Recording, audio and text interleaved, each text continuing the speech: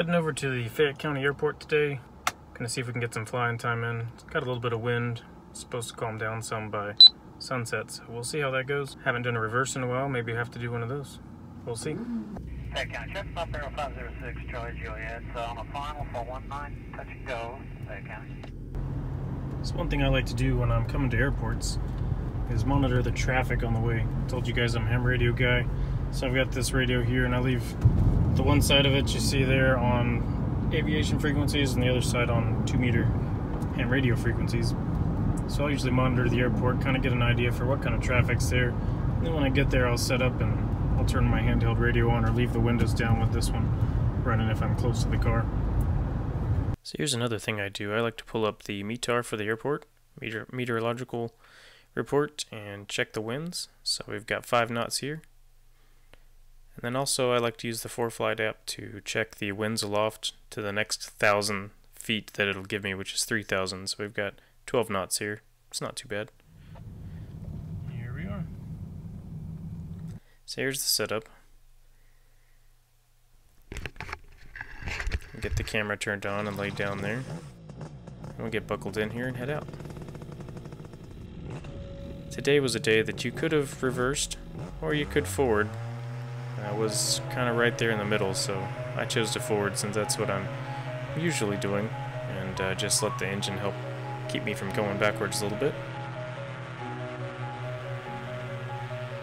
Now I had a crowd gathered down here next to the hangars. At first I thought, you know, these guys are going to kind of blow me off because I'm not in a real airplane, and they were kind of doing their thing with real airplanes and stuff. But they actually gathered out to watch me, probably to see me fail, I'm sure, and then decided to give me a few waves. So this video is again from Fayette County Airport, which is just east of Memphis. Kind of one of my normal close-by things. It's about half an hour away. And I decided it was a bit windy, but I hadn't flown in a while. The weather hasn't been great, so really just needed to get myself out there and kind of get going. And I had a few little issues on this flight, nothing too major, but you'll see here as we go towards the end of the video. I really couldn't make a lot of speed. I didn't hook the speed bar up. I just didn't want to mess with it. With the trims out heading this way into the wind, I was getting about 12 to 14 knots across the ground. Here's a spot where, so there were a lot of people flying. It's a gorgeous day. So there were airplanes coming in. I was monitoring the aviation radio, 122.9. But every now and then, there's some folks that come in here, like a guy with a Piper Cub right here. I think it's the original configuration. He doesn't have any radios, or at least he chose not to use them. I think they're the 40-horse engine, no electronics. He had 2 guys, someone to help him start the engine, so he didn't make any call-outs. I used my call-outs and, you know, announced where I was, but I just tried to stay off the traffic pattern where he would be going. He would normally make a left-hand turn if he was staying in the pattern. So I decided after a little bit to just get some height and just headed into the wind. Again, heading into the wind is crucial to this flight, and I didn't know it at the beginning, but it's one of those decision-making things that you really got to do kind of every time you fly. Got to mitigate risk, and always fly into the wind as much as you can, and you can always go back to where you came from pretty easy.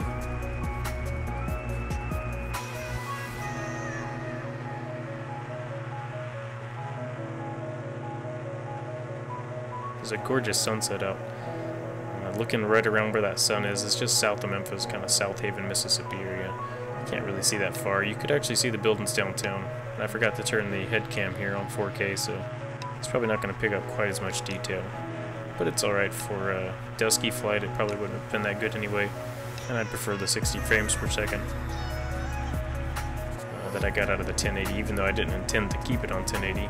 I was filming my Christmas stuff with the kids opening their gifts, and I didn't want to have a huge file, so I turned it on 1080 and then forgot to switch it back.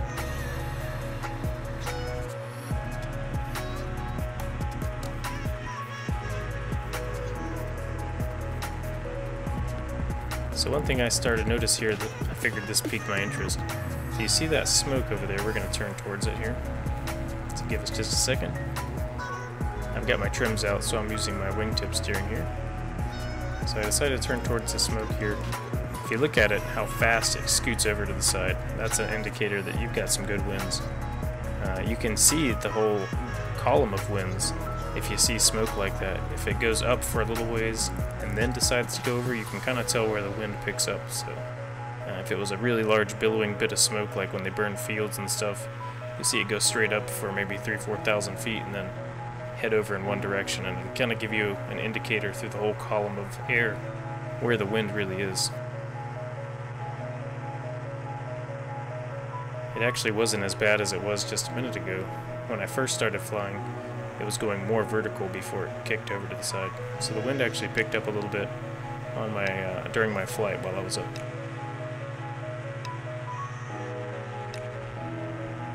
So I decided to see how high I could go, or at least until sunset time, and I got it up to about 2,500 feet. And I decided, well, let's have a nice quiet coast back down.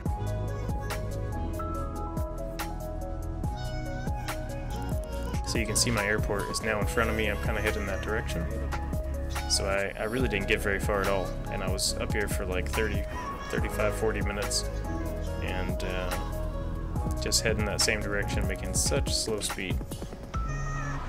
But turning around, doubled my speed pretty quick. So I've been having an issue with this motor.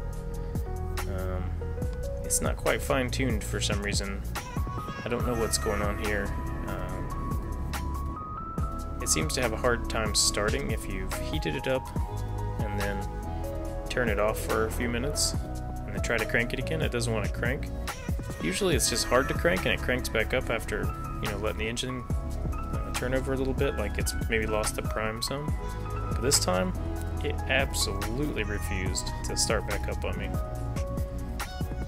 So here I'm still in pretty happy mode. I haven't tried to start it yet, so I haven't seen what's coming up. You can see that Firefly strobe on the back there. That drone strobe, I've got it velcroed to the top of my helmet. It'd be nice to stick a couple of these in the wingtips for 35 bucks on Amazon. You really can't beat that.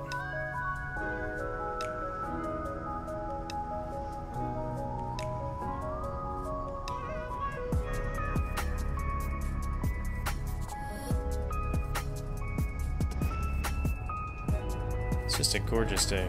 I'm glad I got up. I actually was supposed to go up the day before, and I was kind of lazy. And with the shortage of days, I shouldn't have been so lazy, but I made sure I was going to get up today.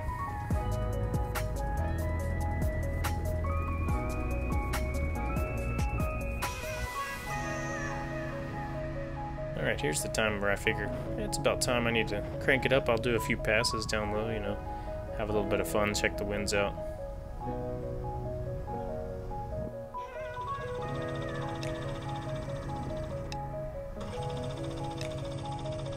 Currently, it's fairly typical. You know, it takes a little bit, but I realized she's not going to start, so first thing to do, head back where you need to land.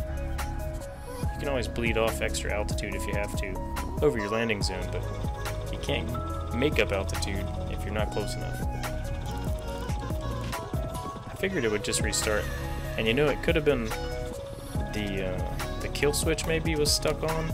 Something like that. I've heard of a few people having that issue. I got it back on the ground eventually here, and I kept trying all the way down, but no dice. And then eventually I got it home, and I swapped batteries out because I pretty much ran this battery out. I hadn't charged this battery in probably 4 or 5 flights, so it was already starting to weaken anyway. But doing this definitely didn't help it out. I swapped batteries, pulled the plug out, it looked fine. Cranked it over a few times, it was a little wet, and stuck the plug back in, and bang, she fired right back up. So it kind of makes me think it was flooded. It didn't look like it lost prime this time like it had in the past. So I'm not sure if it was flooding and letting extra fuel seep into the engine. And if I had known that, I might have been able to start it by holding the throttle all the way in on the 2 strokes. If you flood them, sometimes hold the throttle all the way in as max as it'll go, and it'll start up for you. Not every time, but sometimes. Every 2-stroke seems to have a mind of its own. I'm a dirt bike guy originally. Grew up on some 125s and 250s back in the 90s and early thousands.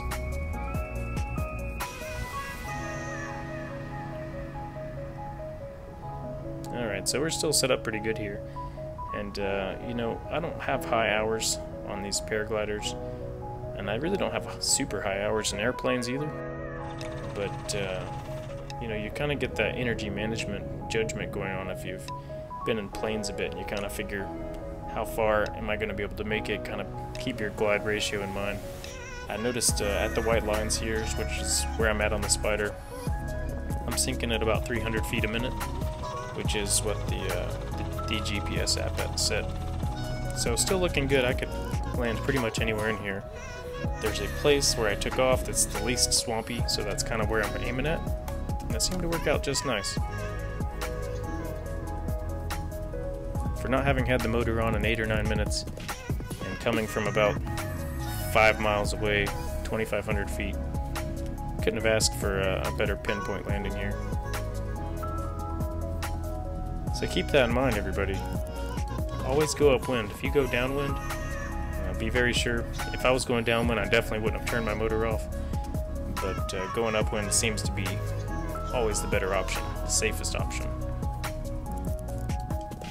And there we go, right back where we started. Little skid to a land.